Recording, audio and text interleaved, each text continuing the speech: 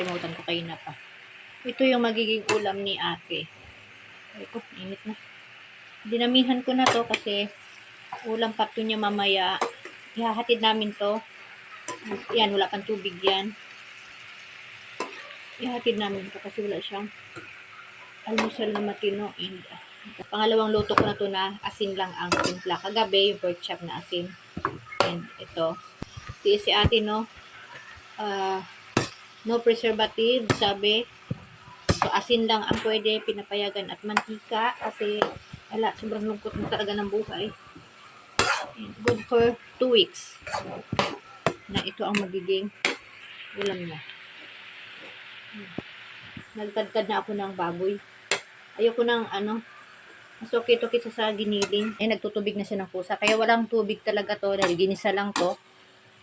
Hayaan ko na lang siya Inuna ko na ito paglagay ng sayote, kaya yung sayote. Mukhang may color na siya. And walang tuyo yan, kailan siya may kulay na kasi doon sa karne.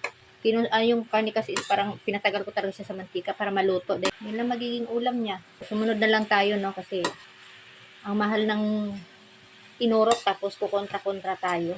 So, para tayo nagtapon ng pera pagka ganyan. Paano na natin? Mamaya, ito pala, kulupoy. Yan. Tinatanggalan ko yung may mga ulo dyan. Hindi kasi ako kumakain ng ulo. Kahit yung sa dilis na isa, din ako kumakain ng ulo. Hindi, bibigay ko yun sa mga alaga. Sukat na may sili yan. Pero hindi yan sakit ako. Galing yan dito. Oh. Okay na, tinikman ko na. Ito na rin ang sayote. Hindi ko masyadong lulutuin ang sayote kasi si ate gusto niya. Sa sayote yung makagat-kagat pa siya kasi matamis. Yan. Yan oh. Walang katubig-tubig. Tanging katas lang niya. Okay na yun siya. Hirap no? Siya nga. Sabi naman niya ate, kakayanin niya dahil nakakadala. Sabi nga natin, sobrang sakit daw ng gamot ng Erig na yun. And,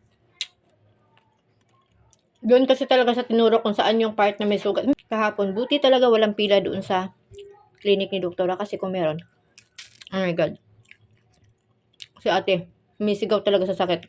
Niya kaya. Kasi ganun din yung reklamo ng mga naturukan. And sabi ni doktora, natry pa lang naman niya kasi is anti-rabies. Dahil lahat naman talaga tayo dapat may turok na anti-rabies, no? Kung may pera tayo. Pero, 3 turok pa rin yun, pero good for 3 years naman yun, yung anti-rabies na yun. Kasi nandiyan na naman yan sa katawan ng tao, natutulog lang yan. Pag nakagat ka, wala, booster na lang. And, nung tinurok pala ni doktora, no,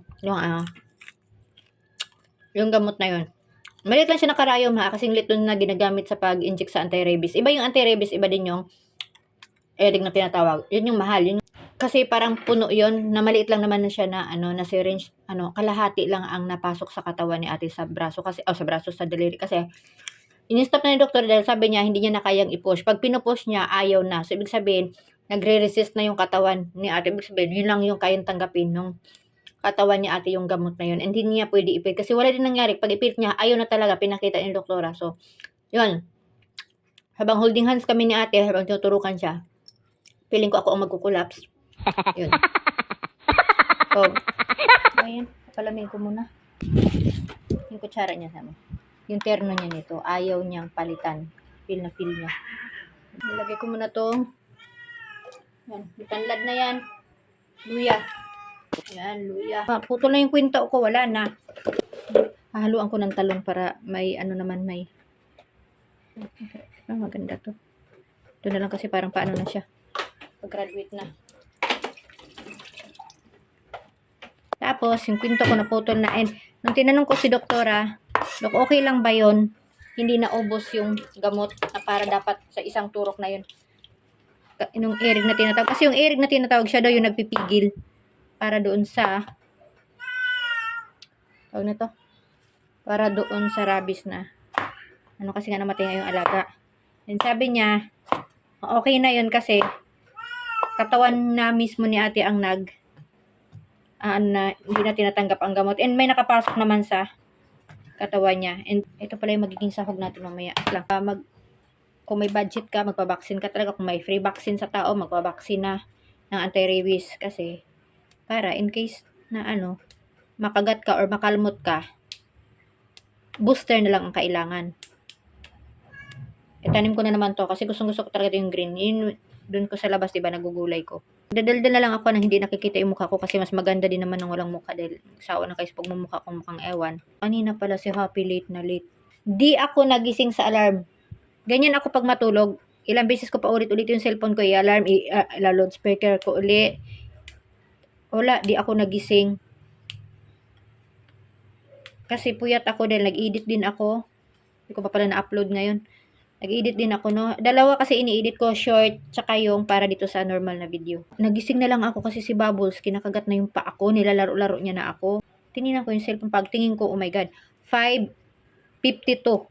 Wala na, sobrang late na kasi ang pasok na Happy is 5:30, dapat na doon na, so 5:45. Wala na, 5:52. Tapos parang ayok ma-absent si Happy kasi sayang yung lesson. Sabi ko, kaya naman kahit siguro late, basta wag lang ma-absent. Kasi ganyan din ako, never talaga ako ma-absent nag-aral ako. Unless kung yung lagnat ko ay maghuro-huro na talaga, hindi na ako makatayo. Pero hangga't kaya ko, wala, ano talaga ako.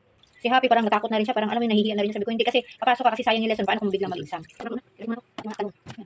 Tapos, yung guro na, galing na akin, ano ba yan? Yan, hindi mag-exam na ako.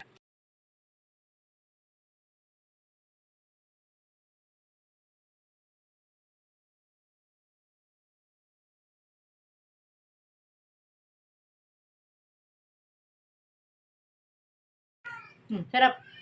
Ay ko na pinakita sa inyo paglagay ng asin tsaka ng panimpla kasi, ay, Diyos ko bang matulad sa kangkong ko, no? Ang alat ko daw magtimpla. Ayan. Yan ang ating lauoy or laswa. Di sa amin sa amin sa probinsya sa Masbate. Ano na, ganyan lang. Sinabawra na siya. Wa mo gud may term sa inyo, wa may term na lauoy or laswa ang tawag. Pero sa ibang part ng Visayas may ganyan sila. So ganito 'yun. Di wala na akong kalabasa and wala akong okra. Oh, ang ganda ng gulay ko, oh. Tama, oh.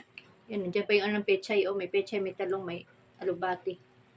Ayan, paborito ko talaga yung alubati na green. So, ang dami kong ganap lagi ngayong araw na ito. Yan. Kaya yung video natin ay wala mo ng mukha. Okay. Luto na yan. So, babay na muna. Biyahe muna kami. Hatid muna kami ng baon ni At. Salamat pala sa panonood. Huwag po kalimutan ang mag-subscribe sa aming maliit na channel. I love you all. I love you Philippines. I love you world.